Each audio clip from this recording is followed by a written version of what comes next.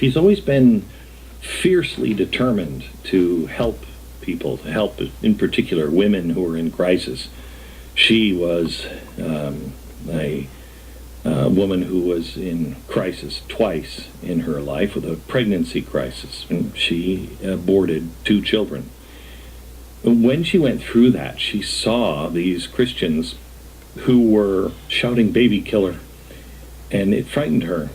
And she wanted to help those women get into the clinic and not have to hear all of that. So she volunteered her time at the local Planned Parenthood, and she rose through the ranks quickly. She became a director of Planned Parenthood, and in fact, in 2009, actually won the Employee of the Year award, the National Employee of the Year. But she was about to experience something that changed her, and I think may change the abortion battle.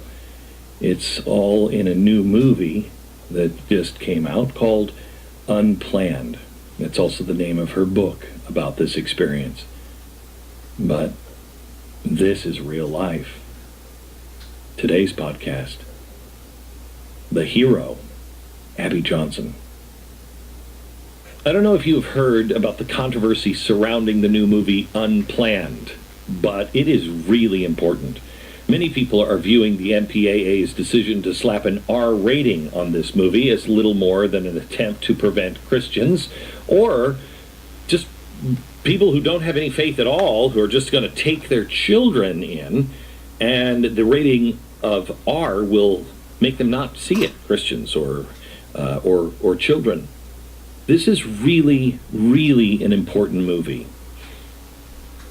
The MPAA rating is making it harder for young people to see the consequence of abortion, to see the real, unbelievable, miraculous story of Abby Johnson. And this one scene, I'm promising you, will absolutely cement forever in your child's mind what abortion really is. The movie is unplanned, and it brings us an eye-opening look inside the abortion industry from a woman who was once its most passionate advocate. She was somebody who was the Planned Parenthood Employee of the Year nationally. Go to unplannedfilm.com. That's unplannedfilm.com. I promise that you will not leave the theater in the same way that you went in, and it will be an uplifting experience. And please bring your teenage children. Unplannedfilm.com. In theaters everywhere now.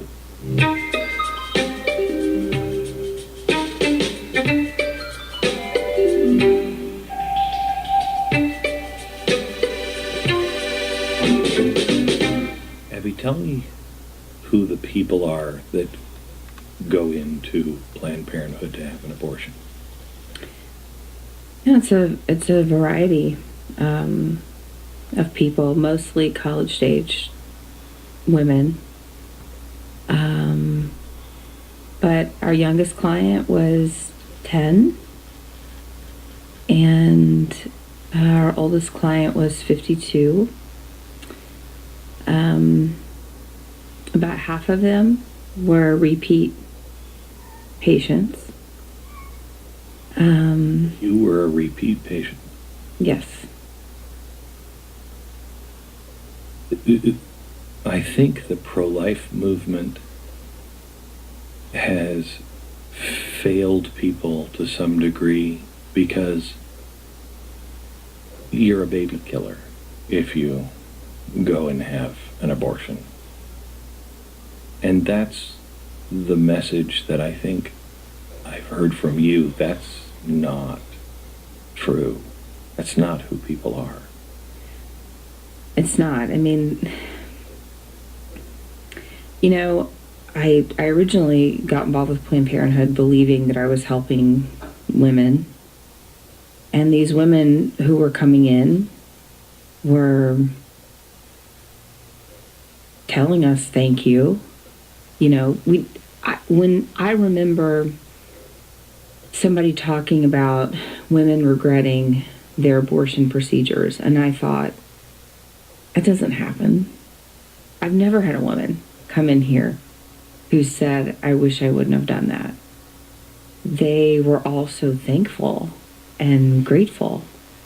And they believed the lie that society has been telling them for many years, that in order to provide for your current family and your future family, abortion is a viable option for them. So it's not like they walked in saying, I'm so excited to exercise my right to kill my baby Right. today. They really, I mean, I think about so many of the women. I'm 38, and my mom never had an ultrasound with me. That just was not standard practice. So I think about women during that time. They really, didn't know. So it was sort of out of sheer ignorance, I think. Mm-hmm. Women today, they know they're pregnant with a baby. So holding up a picture of a 6-foot image of a aborted baby is not helpful. That's not generally going to faze them, because they know the baby has arms and legs, and they know that. It's that they have been taught by our society that dehumanizing the baby in order to get ahead, in order to finish your career, in order to put food on the table for your other children that you already have, because, by the way, 60% of women who have abortions already have children at home, that is the right option for them.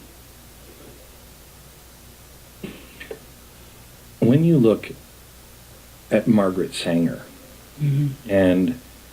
and what she really believed, and I read her stuff, and she was, I believe, a monster on her beliefs. She was clearly a racist, but she just thought of children as undesirables, and most of them should be eliminated, especially in certain communities. Mm-hmm. How much of that is not with the people who are coming in, and not even at the people at the local clinics, but up at the top level? Is there a difference between the local clinic and the people up at the top of Planned Parenthood? For sure. Yeah. I mean, your everyday worker in the clinic, in your local clinic, they have no idea about what's going on in upper management. So all these quotas that you have as a director, the financial incentives, all of that's... Tell me about those quotas and the financial incentives. So each clinic has, and each affiliate sort of breaks down for each clinic how many abortions you have to sell each month to your patients. And that's how they come up with their budget for abortion services. Which is odd, because if you're treating cancer, you're not necessarily saying, we've got to go find more kids with cancer. Right. Yeah. And you're happy if cancer patients are down. Right. Exactly. Yeah. No, not in this case. Now, that's what they tell people, though. They tell people, or they used to tell people when I first got involved. Safe and rare. Safe, legal, rare. Right. They don't say that anymore. Now it's just about access at any cost. So at the cost of health regulations, at the cost of patient safety, no matter what, we just want abortion as accessible as possible. But when you are a manager, when you meet those quotas, then there's a financial incentive. So you get a bonus as the manager. So, did you hit those bonuses? Oh, yeah. Yeah. How do you feel about that money now? I felt like, I feel like I do about all the money that I made a lot of money working there. It was all money from corruption, primarily from abortion, pushing my staff to increase abortion numbers. It's disgusting. It's despicable. But that's abortion. It's a business. And that's Planned Parenthood's done a really good job, and the abortion business in general has done a really good job of convincing people that, abortion is just this unfortunate decision that women sometimes have to make. Mm-hmm. So if they're going to make it, better that they make it in a safe, quote unquote, clinic. They don't talk about how they are actually selling patients on abortion. That's the whole purpose of Planned Parenthood being in our public school system. It's not to provide, it's not really to provide sex education to our kids. The purpose of them being in the public school system and in some private school systems is so that they can develop a relationship with your child starting in kindergarten. When your child gets old enough and they start going through puberty and they start having questions about sex, the educators are there to say, and I know they say this because I was an educator and I said this, you can't go to your parents about how you're feeling right now. They won't understand. Oh my gosh. They don't know what you're going through. But you can come to me because I've known you since you were 5. I've known you since you were in kindergarten. You can trust me. And then the goal is we get these girls into our clinics. And by the time they're 11, 12, 13 years old, we have them on a birth control method. Like I said, I'm 38. If you told me, Abby, you have to take a pill at the same time every day within 2 hours in order for this thing to be effective, I would fail. Okay? So if you're asking a 12-year-old to do that, she is, of course, you're setting her up for failure. But that's the point. They're putting her on a method that has a high human error rate, and they know that. Planned Parenthood's own statistics state that 54% of women who have abortions were using contraception at the time they got pregnant. That's the whole point. Put them on a method that has a high human error rate. These girls will fail. Hopefully, before they graduate high school, they will be into our clinics for their first abortion.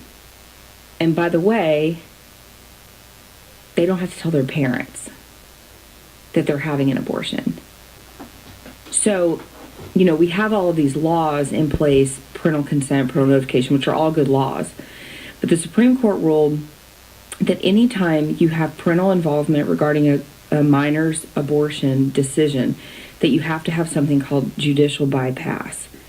So, here in Texas, for instance, there's an organization called Jane's Due Process. All they do, they're a nonprofit group, all they do is connect girls to judges who will rubber stamp their application for them to be able to get an abortion without their parents' consent. And then by the time they get to college, which, again, they have the abortion, we send them out with yet another pack of birth control pills that we know will eventually fail them, or they will fail taking the pill.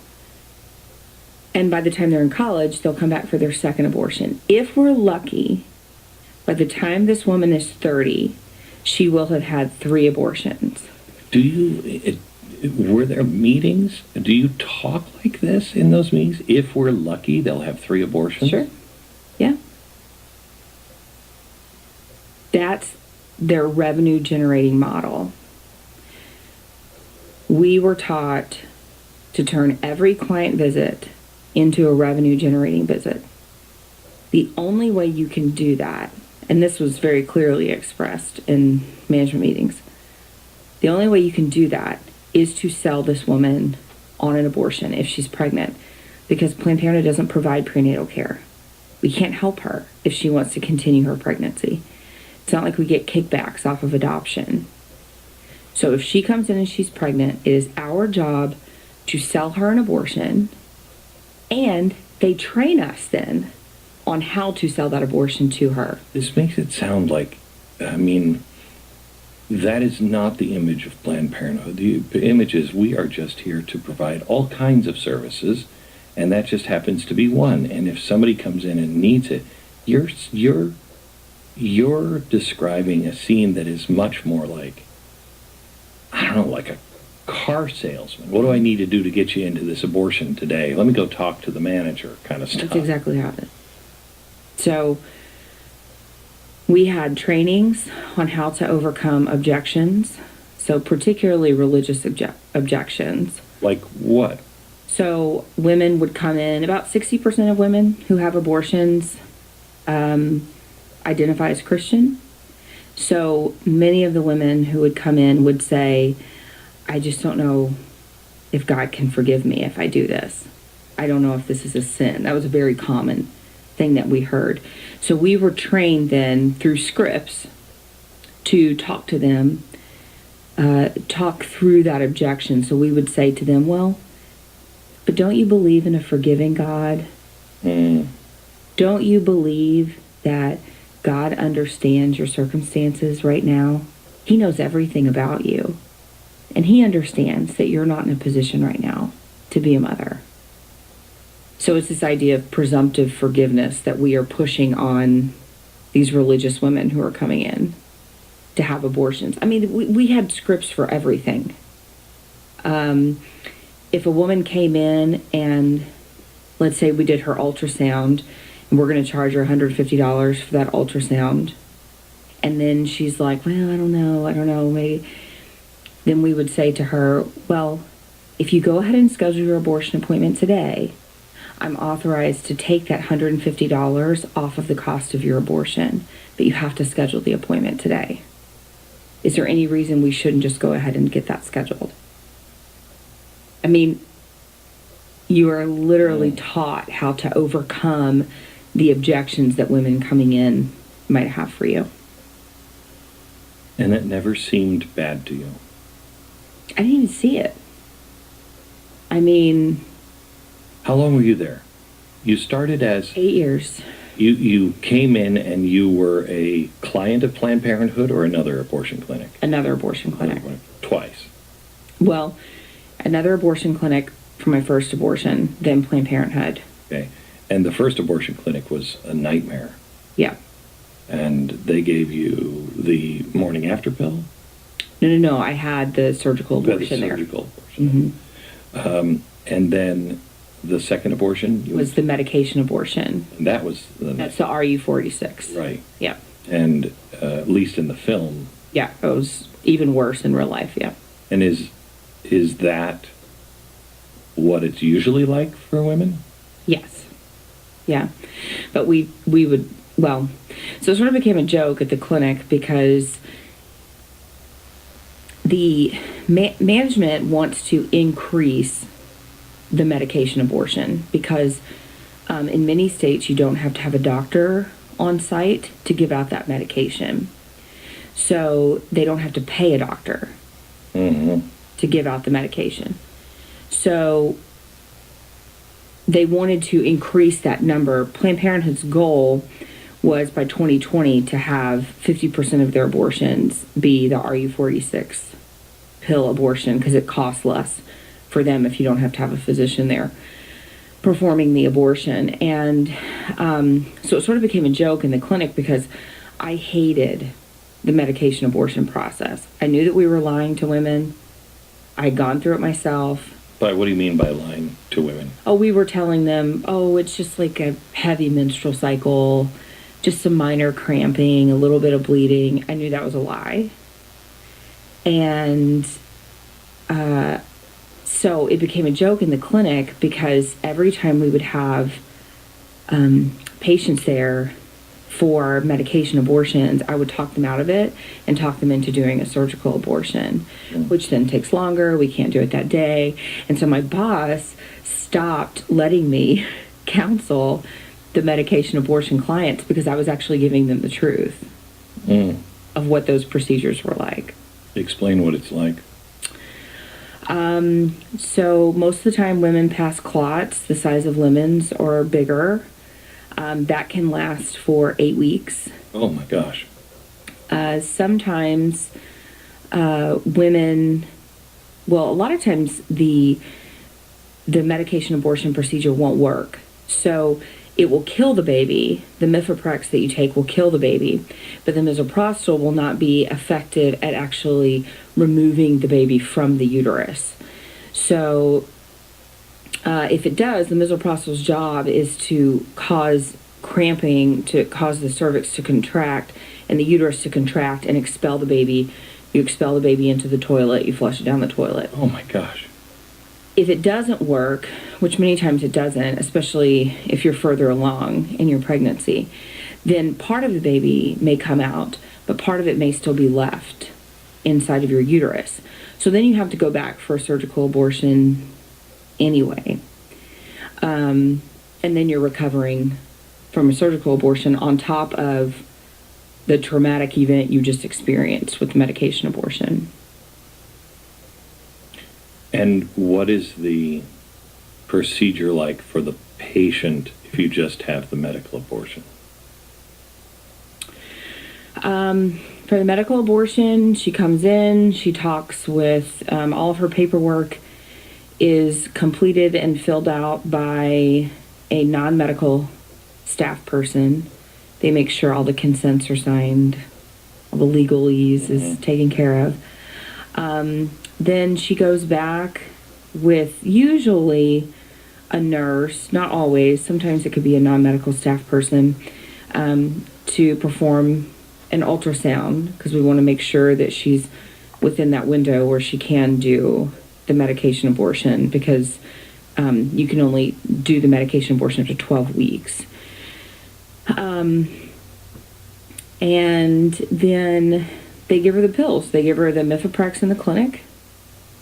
That's what actually kills the baby, removes the progesterone. I mean, what is it like if you don't use are you, what is it, 46. Oh, if you do the surgical. If you have the surgical. So, patient comes in, she's in the back room, she signs all the consents, goes in the procedure room. Doctor begins the procedure. Well, we do an ultrasound.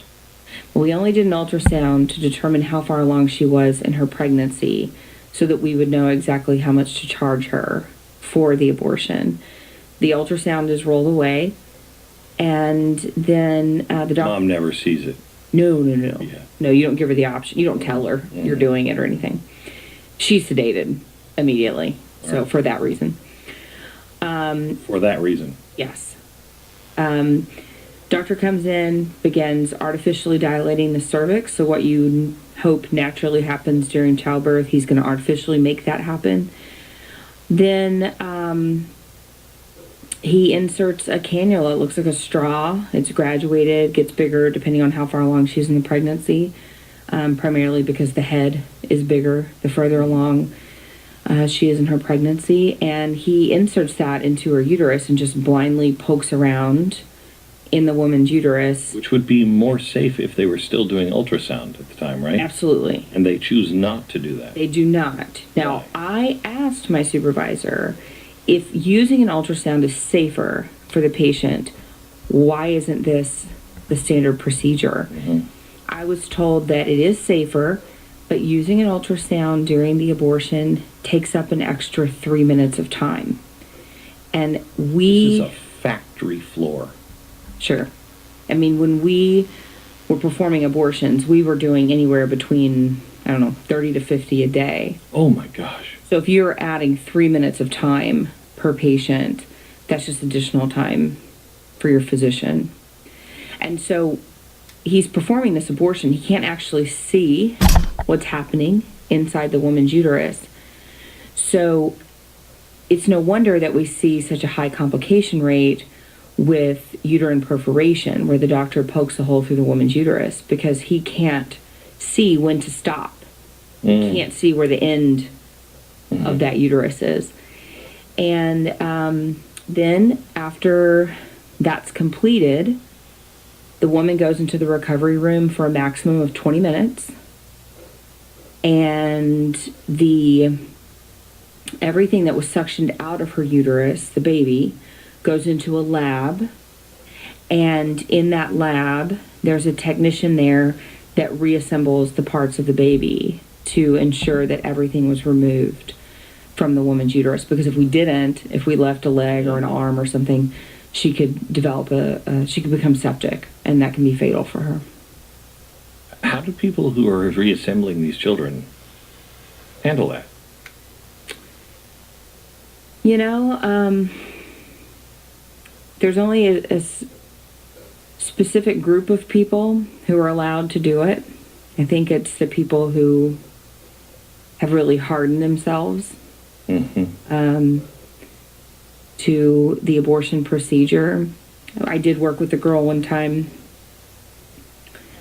who was a POC tech for several years. She ended up leaving just completely traumatized. We had done a 17-week abortion, and when now that's a D&E, so it's not that's actually removing the pieces of the baby piece by piece. So when she got the tray of all the parts, the torso and the arms were still connected, and she said, I saw this baby's hand move. It like clenched into a fist and then opened, and she just lost it and left. But like my supervisor was primarily the one at my clinic who was in the POC, which is products of conception, but your staff used to call it pieces of children.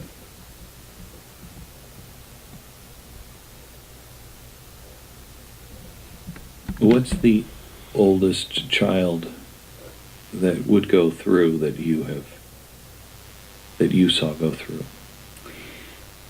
The oldest that I have seen was around 18 weeks in our affiliate, but that's technically 18. That's what they wrote down. But I think, it was probably more like 19, 20 weeks.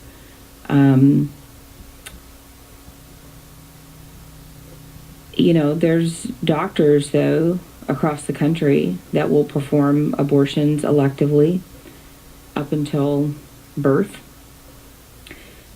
Those facilities actually have incinerators built into their POC lab so that they can incinerate these babies there inside their facility. Backup for all of this, that Planned Parenthood wasn't incinerating, they were selling body parts. Did you know about that? Yeah, we did that. We did that at my affiliate. It's very lucrative for the affiliate. So conservatively, we were probably making about $2.5 million a year on that transaction alone. Oh my gosh.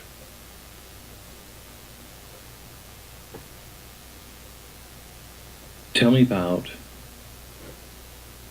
the day that you were called in to assist. Yeah, so I wasn't often called into procedure rooms. I was clinic director. I was sort of administrative, not... How long after this, when did this take place in relationship to your Employee of the Year award? So I received that award in April of 2009. This was in September. Okay, and you were proud of that award? Oh, yeah. Yeah. And you got it because you're making so much money? Yeah. In the movie, it shows that at that point, you started to question, and there was a beginning of a falling out. Yeah. Did that happen? Yes. A couple things had happened. We were breaking ground on our new facility in Houston that was built in order to perform abortions through 6 months of pregnancy, that was a little too far for me. I felt like now we're dabbling into viability issues, and that was my line in the sand. So that was the first thing. Did it bother you that viability was getting Yeah. closer and closer to where you were? Yeah. Yeah, okay. It did, yeah. And I was very aware of that. Mm-hmm. I sort of... Kind of the wrong side of science or wrong side of history. Yeah. Feeling. I remember one time I was reading, I'd always thought viability was at 24 weeks. So then I was reading this article in People magazine one time about this little girl that was born at 22 weeks. And I was like, oh gosh, it's creeping back, that line is creeping back. That made me feel very uncomfortable to know that we were now going to be surpassing that line. So that had happened. Then the abortion quota discussion that we were supposed to be doubling our quota took place. And I just thought, what in the world? Why is this? At the time, I didn't know if it was that the organization was changing or if it was just that now I was so high up in management, I was actually seeing what we had been about all along. And I realize now it was the latter. This had always been us. I just was never privy to what was taking place at these higher levels of management until I became part of it. So that caused a great deal of strife between me and my supervisor. I just couldn't believe what I was hearing, and I was really trying to fight back against it. And she did not like that. So, she did not like that I was going against her orders and being combative and arguing with her.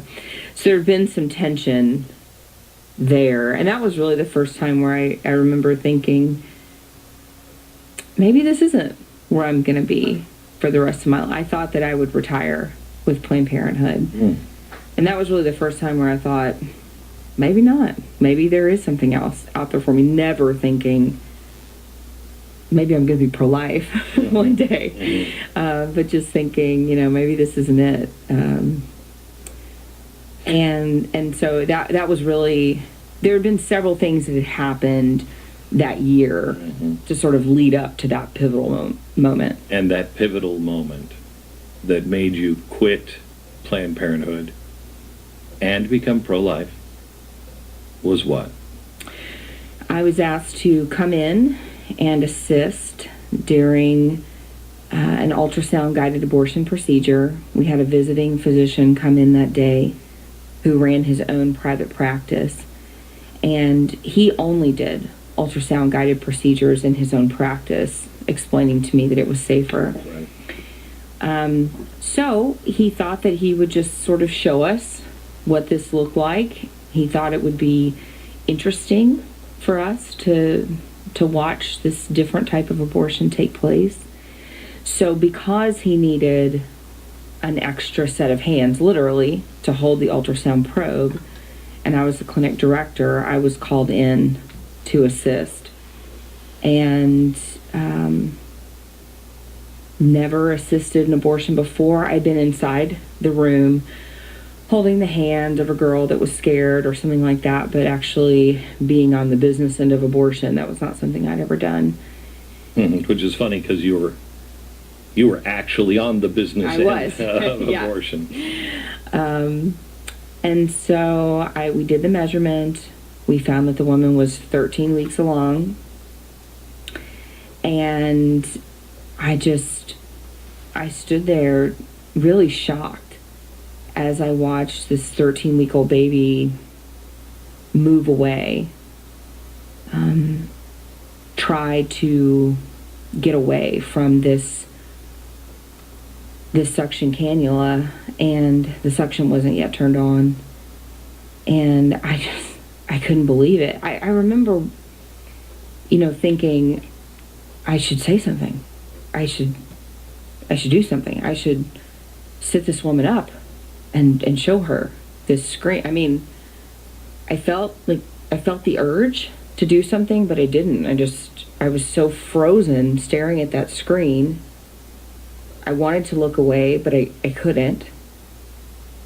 And when the doctor had the cannula in the right position, he asked the technician to turn on the suction machine, and he said, "Beam me up, Scotty." And I watched this baby,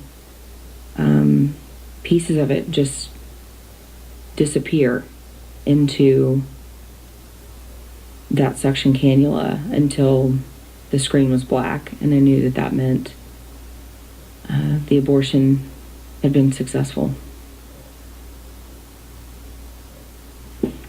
What'd you do after that? I went to my office. I didn't know what to think. I kept checking on the woman in recovery. I felt like I held the secret that I wanted to share with her, but I couldn't. Secret that your son or daughter fought for his life? Yeah. That I knew it was a boy.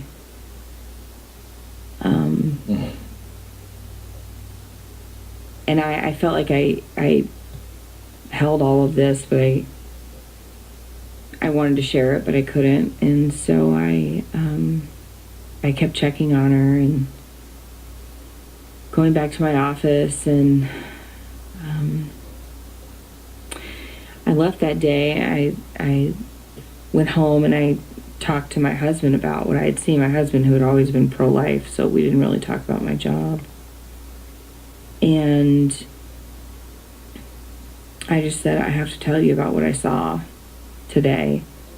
And I started describing it, and he was like, Abby, I really don't want to hear this. And I said, well, you have to, because I have to talk to somebody about it, and I don't know who else to talk to. And he didn't want to hear it because he had been telling you the whole time, this is not you, this is wrong. Right. It shouldn't be there. Right. And he was expecting that you would tell him and then say, well, I got to go to work. I think he didn't know what I was going to do. I remember after I recount this to him, and he could have said, well, I told you so. I've been telling you for 8 years. He didn't. He just looked at me and he said, well, what are you going to do now? And I said, I don't know. And he said, Abby, you know the truth. What are you going to do now? And I said, I think I'm going to have to leave. And that was terrifying. Just the thought of leaving behind this salary, leaving behind all my friends, leaving behind this identity that had become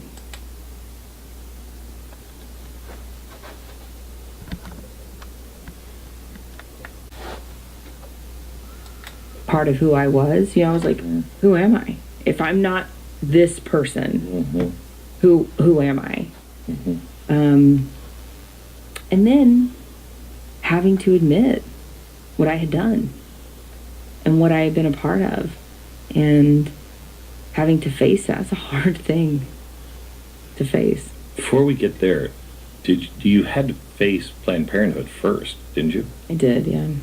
And they were not happy. No, they were not. What happened? About 3 weeks after I left, I was served papers from Planned Parenthood. They had gotten a temporary restraining order of disclosure, so a temporary gag order against me. And I was so surprised. I remember getting it and just thinking, what?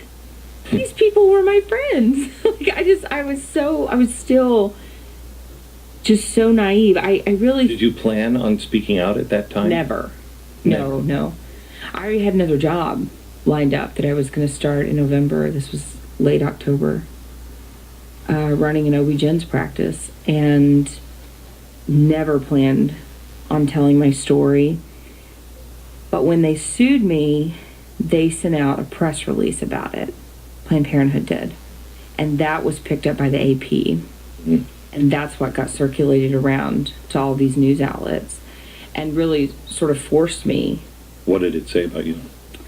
It just said that they regretfully had taken action to protect patient confidentiality, and that they were seeking a permanent restraining order of disclosure against me, which then the media was like, what does she know?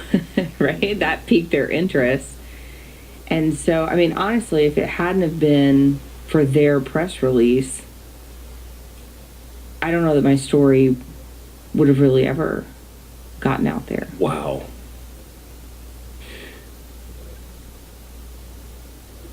Take me through the trial. How long did it last? In the movie, it was, a minute. Yeah, I think it was like 53 minutes total. We went in, and of course I knew all their attorneys because I'd worked with them before, so it was all very awkward for me because here's like Planned Parenthood board members and my supervisor and my two best friends who were now testifying against me, and I just thought, oh my gosh, what is happening? I honestly thought they would respect my choice. We're selling baby parts and killing children. They should respect your choice. I thought, well, you were in it. You were honest about it. You honestly didn't see the problem. You honestly thought that the people who were Christians out front, who were wearing the death mask and screaming murderer, you honestly were trying to protect those women. Yes. And so you didn't realize at the time that so many of them knew exactly what you had just found out, and they didn't have a problem with it? I mean, I was just so naive that at that time. I just thought, well, I'm going to leave, and Planned Parenthood is pro-choice, and now I don't believe in abortion, so they're going to respect my choice. Yeah, I was just really stupid at that time. I really was. I didn't realize what a threat I was to them, what a threat former workers are to them. And we went to court, and did they say what they said in the movie in the hallway? Yeah. What was it? She had said that they had made fun of my attorney because he was basically like an ambulance chaser who had billboards up all over town. But he hated Planned Parenthood, so he was ready to, he was ready to go to bat. They made fun of my attorney, and I just remember after we won, it was like, this isn't over. And they said that to you? Yeah, and we were like, no, I think it's over. Were you listening in there? I think it was. Yeah, I think we won. Yeah. That's it. But the courtroom was just crazy. They were. My boss got up on the stand. My attorney was so great. He was asking her these questions, and he said, do you believe that Miss Johnson took any confidential patient information, any proprietary information? And she said, well, we don't know. And he said, well, don't you have electronic records? You can see that. And he said, what did the electronic record show? Well, it showed she didn't take anything. Okay.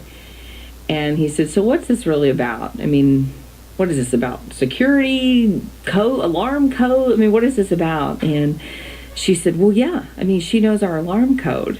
And he said, Change that. yeah, he said, well, you haven't changed that since she left? And she said, no, we did.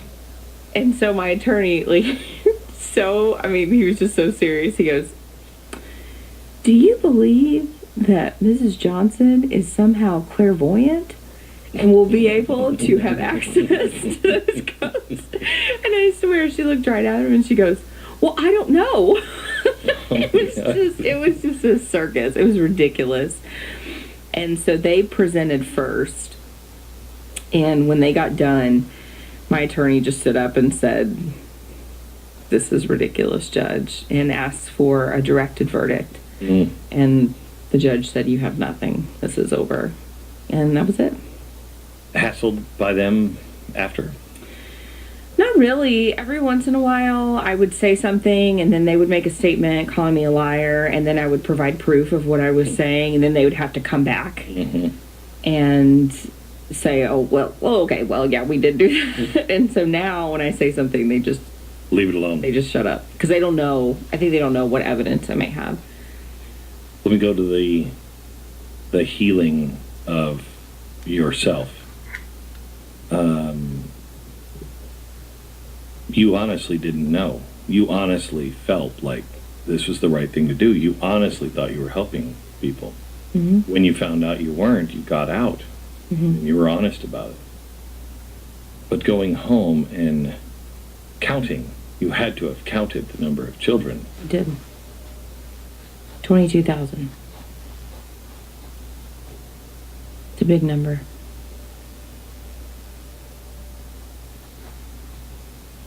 And as you were counting those, and you were in that space, what were you thinking? Well, when I was first counting them, and I came to that number, honestly, I really didn't know how to live with that kind of burden. I didn't know if I wanted to. I just thought, how do you live with that? How do you process that? Thankfully, I grew up with a really strong faith foundation. So, I grew up believing that God does forgive us when we're truly repentant, and I truly was. And I was reminded that I could never go back and right my wrong. That wasn't required of me anyway. But I remember when I was feeling such despair over just the sheer amount of children. God just kept reminding me that it was over. And that he had won. And I remember one time I was watching that movie Kung Fu Panda with my daughter. And this was not long after I'd left. And there's like this wise old turtle, right? And this little mouse thing. And the turtle's dying and the mouse is talking to him. And the turtle says, do you know why today is called the present? Because it is a gift. And I thought, that's so right.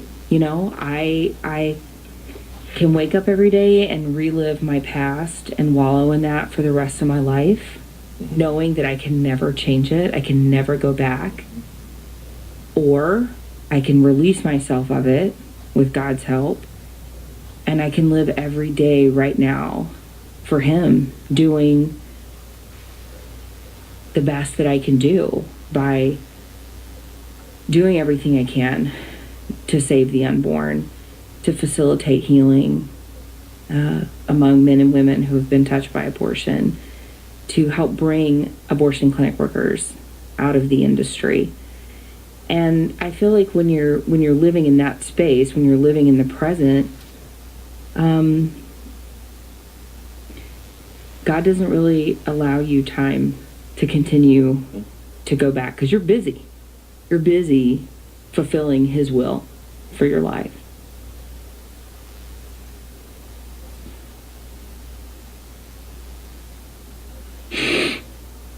Where'd you make your mistake?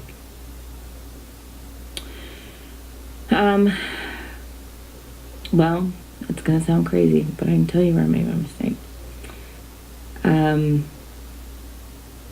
I made my mistake when I went to college, and I started living a life of immodesty in my speech, in my behavior, in my dress. I saw that attracted guys. That was attention that I wanted. Mm-hmm. I had my first unplanned pregnancy, had my abortion. I believe that was when abortion and that sin that led me down that road, that's when it entered. And it was just one poor choice after another. But it started way back before I actually laid on that table the first time. It was the decisions I was making that led to that unplanned pregnancy. And I've been raised better than that. I've been taught. Most of us have. Yeah. Last two questions. Talk directly to those who are in the pro-life movement, but maybe are not behaving in such a way that would have captured you. Yeah.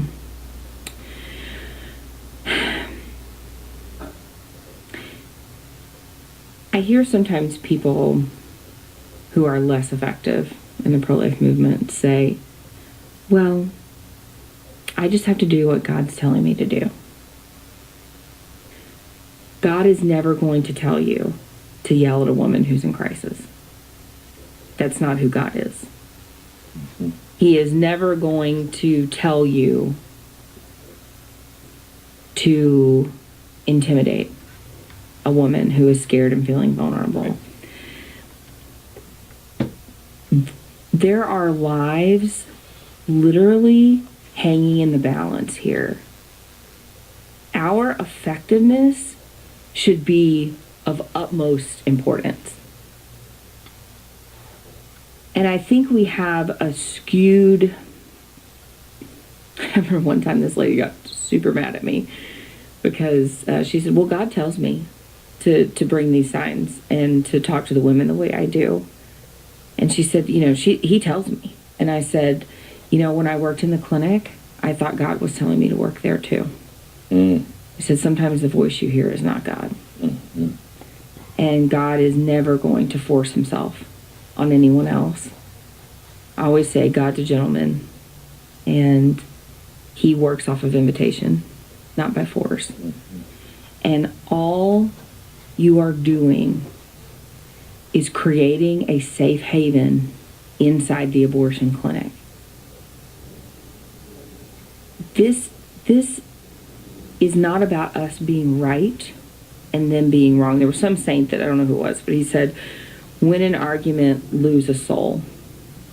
I'm not trying to win an argument here. I'm trying to save a life. I'm trying to save a woman from a lifetime of regret and shame. That matters. And our behavior toward that woman is really the only thing that matters when we're on the sidewalk, because we can't save her child unless we reach her first. And that type of behavior, just this over the top behavior, it's never going to bring anyone to you. There's never a time where a young woman in crisis is going to say, I want to walk up to that lady that's calling me a murderer. It doesn't happen. Now talk to the woman who's in this situation, or girl. You know, it's a scary thing to be in a crisis pregnancy. I've had a couple, and I think we live in a society where secular feminism is running rampant and telling women everything that they can't do, and exploiting their weakness and exploiting their vulnerability. And women come to me all the time through email or my website, and they'll say, Abby, I just can't do it. And I just tell them, you can do it. You are doing it. And I'm going to be there to help do it with you. We are not meant to parent, to live in isolation. We're meant to do it in community with help. And there are so many people in the pro-life movement who want to, pregnancy resource centers, who want to come around these women who are in crisis and truly accompany them on their journey. And so I would just encourage women to find those people who want to be your cheerleader, because they are out there, and they're probably most likely through your local pregnancy help center. It's an honor to meet you. It's an honor to know you. I think we live in the age of miracles again. And I think we're going to see an end to this, because it's barbaric. You look at it with the eyes from 100 years from now. Yeah. They'll look at it as slavery. Right. We're on the wrong side of history. And you will be remembered as, I hope, one of the real keys to turn this engine off. Well, thank you.